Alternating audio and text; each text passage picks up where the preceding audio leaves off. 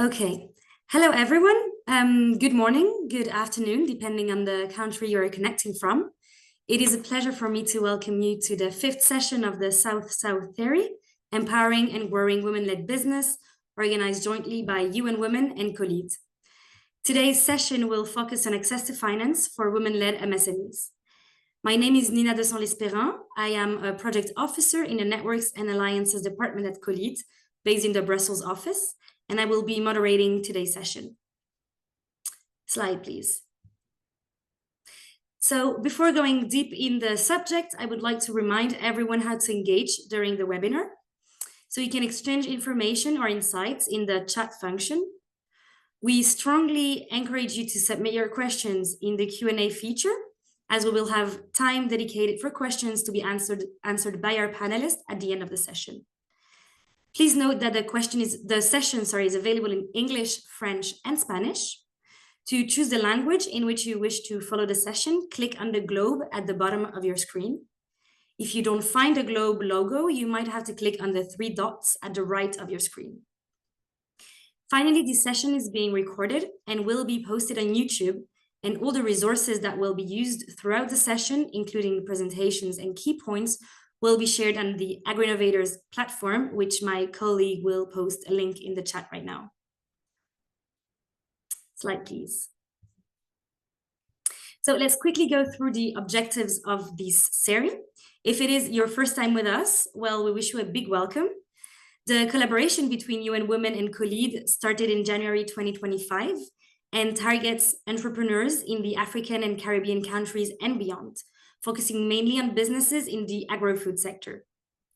The South-South series are tailored for business leaders and women entrepreneurs, aiming to foster collaboration among entrepreneurs, share knowledge, showcase successful experiences of women entrepreneurs, and enhance business skills, market access, and networking opportunities. Slide, please. So after 4 very successful sessions, the 5th session today focuses on access to finance for women-led MSMEs. We have more than 600 registrants, so hopefully it will be a very enriching and interesting session. The agenda for today is the following. I will start by giving an introduction of the topic. Then we will hear welcoming remarks from Jeremy Knops and Angela Davis. We will then proceed to the panel on experiences from women in accessing and providing finance. We will hear from Cecilia Lasarte, Edna Odayo, Maria Rojas, and Michelle Mboha. We will then have some time dedicated for questions, and finally, we will end with some key points and the path forward. Slide, please. So the main question that is guiding us through this webinar today is, why is fair access to finance important for women-led MSMEs in the Global South? Well, for different reasons. Firstly, it boosts economic growth and jobs. Women-led MSMEs make up about 35% of all MSMEs and are vital engines of job creation and productivity. As a reminder, MSMEs mean micro, small, and medium-sized enterprises. Then, fair access to finance empowers women economically and socially. Access to finance strengthens decision-making power, independence, and resilience to financial shocks. On top of that, it also fosters inclusive markets. Supporting women entrepreneurs fosters broader sectoral participation and more balanced economic structures. Finally, fair access to finance reduces poverty and inequality. Financial inclusion enables women to expand income-generating activities and invest in families and communities. So, slide, please. So, we've established that access to finance is crucial for women-led MSMEs. Nevertheless, women face many challenges in accessing those finances. So let's go through some of them. Firstly, limited collateral and property rights restrict access to formal credits. Then, financial products are poorly suited to women's needs, and there is persisting bias from loan officers, discouraging them from applying. Another barrier is lower financial inclusion. Globally, women are less likely to have bank accounts or engage with formal financial institutions. In developing countries, the gender gap in account ownership has remained around 9 percentage points since 2011, limiting access to credits. Also, sociocultural norms and family duties limit time, mobility, and business growth. It also discourages risk-taking and formal engagement with banks, reinforcing smaller and informal business operations. Then, skills gap in financial literacy, entrepreneurship, and management reduce loan readiness and business growth. Moreover, concentration in low growth and informal sectors such as retail or food reduces access to larger financing. And finally, women in rural areas face additional challenges such as distance, safety, and mobility constraints. And so, this persistent gender finance gap slows growth and limits women's economic empowerment.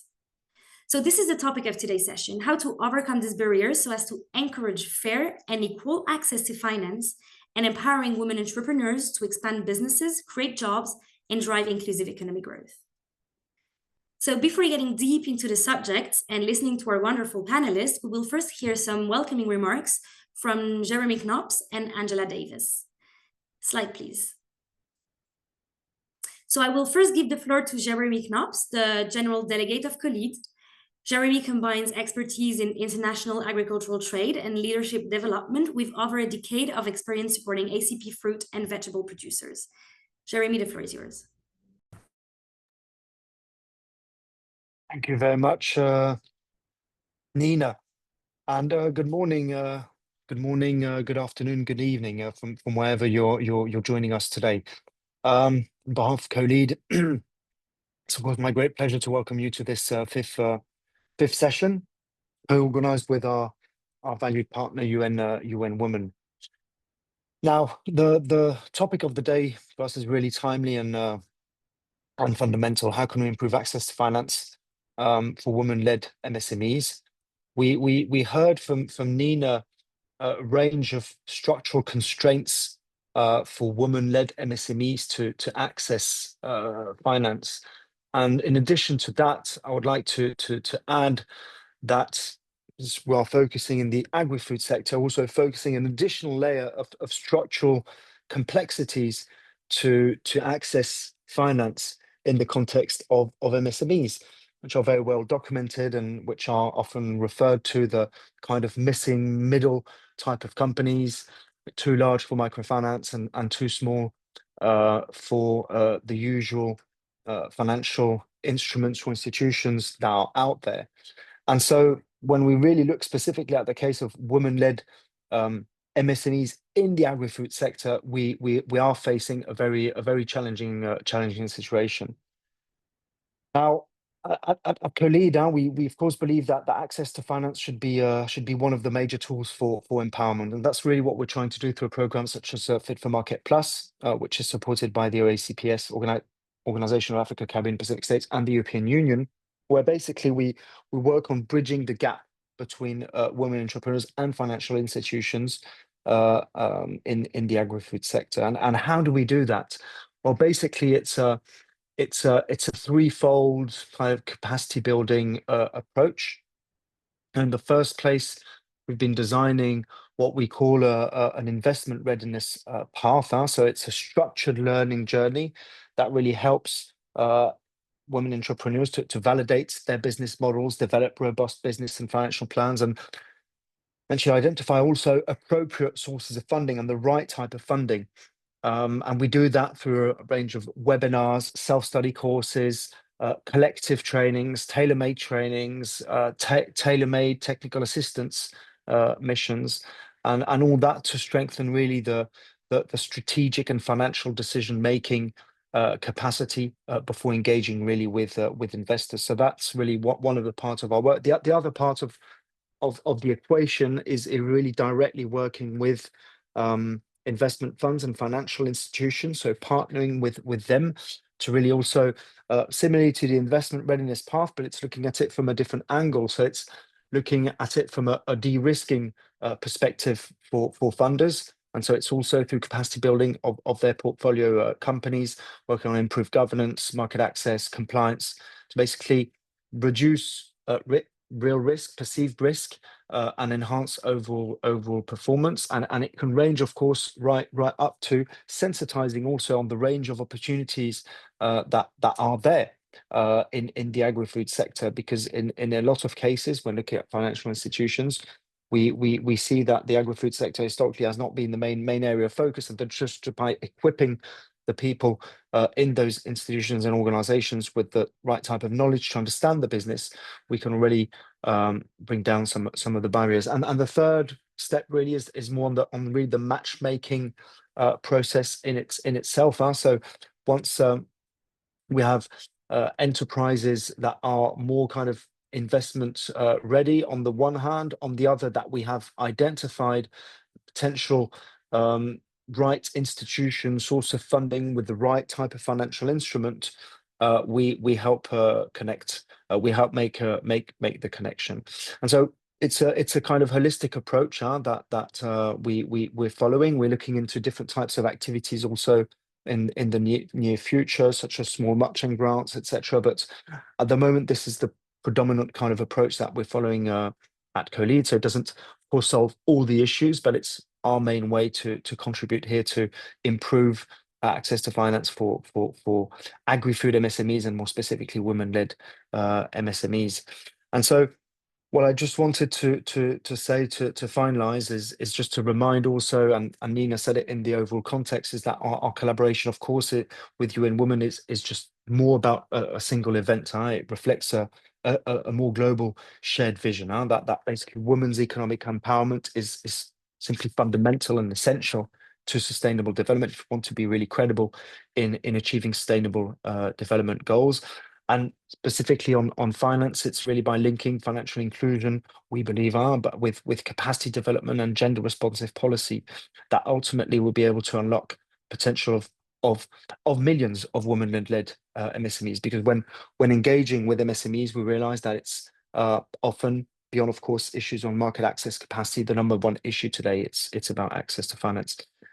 So thank you again to UN Women for the continued partnership, to the European Union for the ACPS for their support for Fit for Market Plus, and of course to our outstanding speakers present today, and of course to all participants. So your engagement during these sessions is vital to make them lively, dynamic, to learn, question, and also to connect during the session, but also we invite you to connect after the session through different communication channels, of course, amongst which through the AgriNovators platform.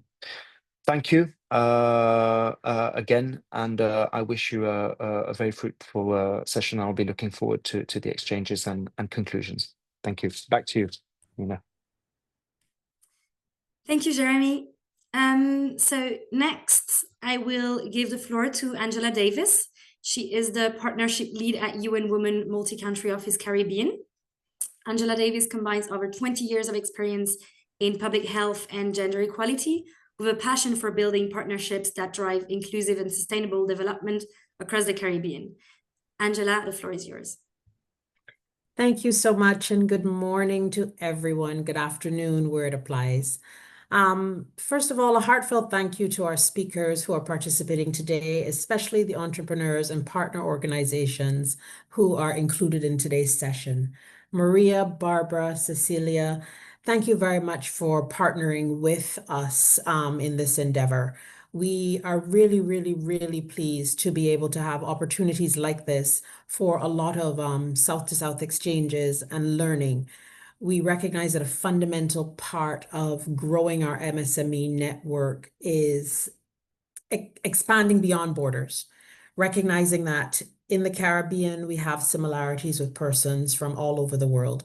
And this is an opportunity for us to learn and share and grow in that respect. We are also very grateful to our partners at COLEAD, Jeremy and Nina, for their ongoing collaboration. And to all the participants joining from across the region and beyond, thank you for making this a truly global learning space. And this is really something that perhaps should be viewed as a best practice. With the advent of technology, we can have these types of conversations and these types of interfaces. So really, it shows that our learning has no bounds. Colleagues who are participating today, the entrepreneurs that we are seeking to engage and work with, thank you very much for your day-to-day commitment as entrepreneurs. There's been mention of entrepreneurs working in the agricultural sector, and we are fundamentally more tapped into just how critical you are to the sustainability of our economies. So thank you, first of all, for daring to dream, from taking your dreams to practice and to starting, sustaining, and growing businesses. That's the reason why we're here. And we hope that this is a platform that continues to encourage and foster that ongoing development. Around the world, access to finance for women-led MSMEs is a structural challenge. It's not a niche issue. In Latin America and the Caribbean, the estimated credit gap is roughly $5 billion for women-owned micro firms and over US $93 billion for women-led MSMEs. Even when women do seek capital, they're more likely to be underserved or unserved. And globally, they still receive a very small share of the venture capital or private equity that's available. The result is familiar. Small ideas, they stall, jobs aren't created, and communities lose out. So how do we change that? Our lens today is Caribbean first. Through new analysis, we highlight a pattern. Women-owned and led MSMEs in the Caribbean tend to rely on short-term financing, about 20% of the volume of short-term credit, but access only roughly 1.3% of medium to long-term loans by volume. Short-term instruments often carry higher borrowing rates and don't match investment horizons, making growth really, really hard. When women do not have access or do not apply for loans, the top reasons often include things like high interest rates, collateral requirements, which are often prohibitive, and loan size, maturity, or not being fit for purpose. In some markets, the story is stark. In Barbados, 76% of women-led firms cite access to finance as a major obstacle, yet only 36% say that cost is the main reason, pointing instead to tenor, collateral, and product fit as binding constraints.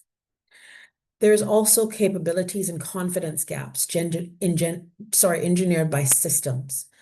Women-led firms are often smaller, more likely to self-exclude from formal credit after negative experience, and more likely to rate access to finance as a major obstacle and a severe constraint, even controlling or impacting their characteristics of the development of their businesses. These dynamics are compounded by informality, limited sex disaggregated data, which is huge in this region in terms of data across the board, but for project design and dated credit practices that don't reflect the realities of women. But the evidence is equally clear on what works. Gender-responsive finance, products that are designed with women in mind, with women at the table, that are flexible in terms of the collateral substitutes that they offer. They have appropriate tenors coupled with advisory and digital tools that can unlock performance and create new opportunities. There's also a compelling business case. Firms and financial systems that include women grow faster and innovate more, and gender-diverse companies report better returns, yet adoption remains uneven. Today is about closing that evidence to implementation gap in the Caribbean. This is why UN Women and its partners, through the Build Back Equal initiative, which is funded by the generous support of Global Affairs Canada, is one example of how we are exploring the use of financial tools developed in Latin America and the Caribbean, and now being considered for adoption to the Caribbean-specific markets.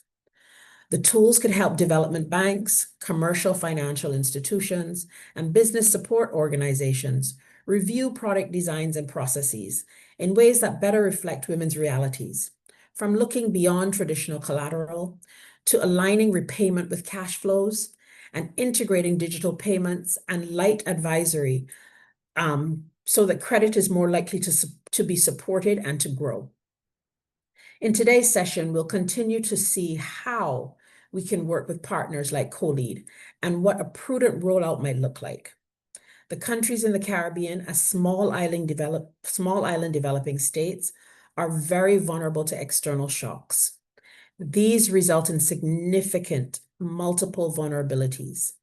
The agricultural sector, which has been highlighted already this morning, is particularly vulnerable to weathering these external shocks, whether they result from natural disasters or the ongoing frequent occurrence of adverse climatic events.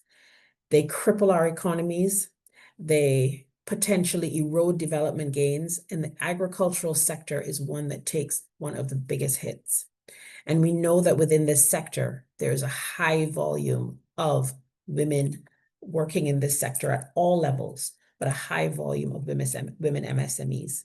And we are committed to trying to figure out practical ways of helping these MSMEs build more resilient business models through business continuity planning, for example, and trying to figure out access to reasonable, accessible financial instruments that allow them to not only build more resilient businesses, but allow them to rebound in the event of any of these external shocks.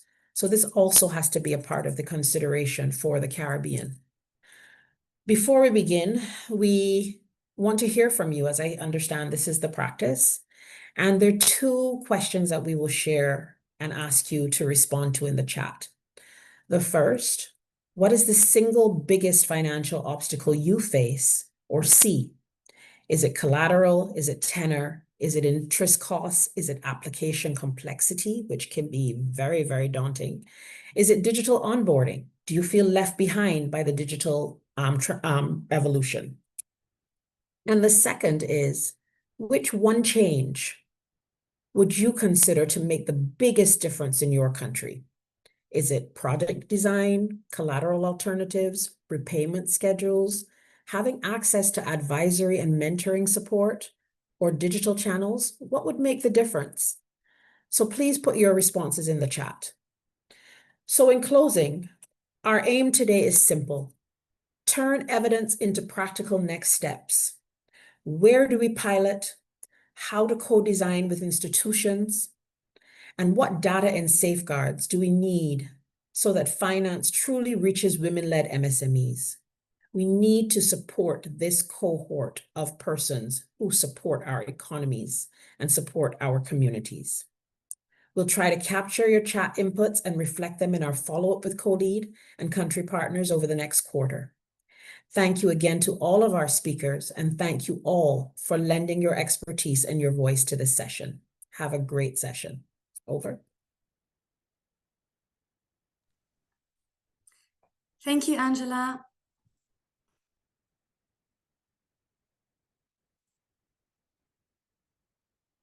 Yeah, thank you, Angela. Slide, please.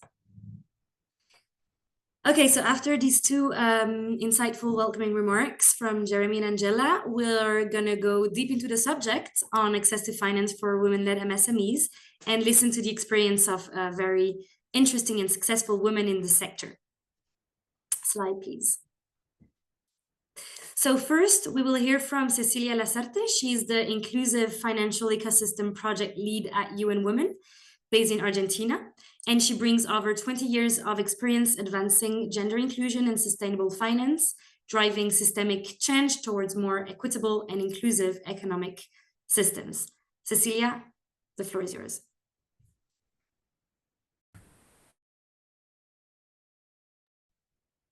Muchas gracias, Nina. Buenas tardes a todos y todas. Comentarles que yo soy la líder técnica y asesora senior de inclusión financiera para la Oficina Regional de ONU Mujeres en Latinoamérica.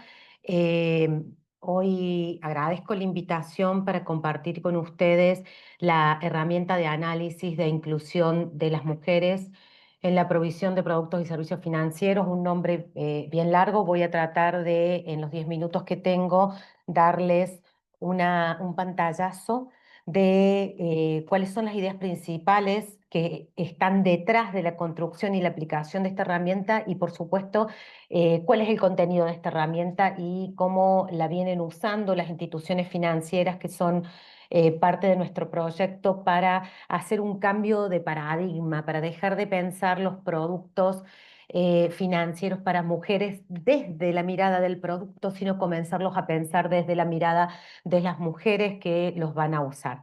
Si quieren podemos pasar a la próxima diapositiva. Ahí en la próxima diapositiva, que después van a tener esto, van a ver que tiene un link en el cual pueden acceder a todos los materiales.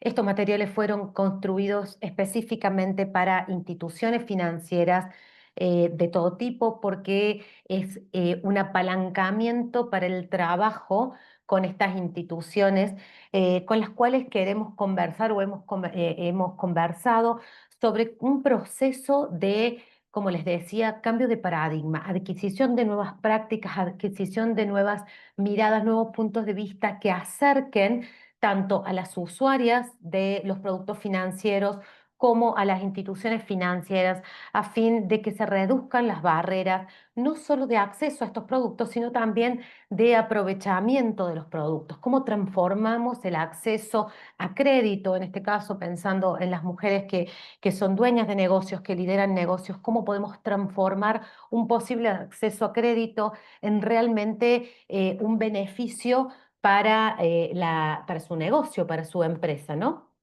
Entonces, desde este punto, comenzar contándoles ciertas pautas generales que fueron marcando nuestro desarrollo de la herramienta y también del proyecto en el cual la estamos usando.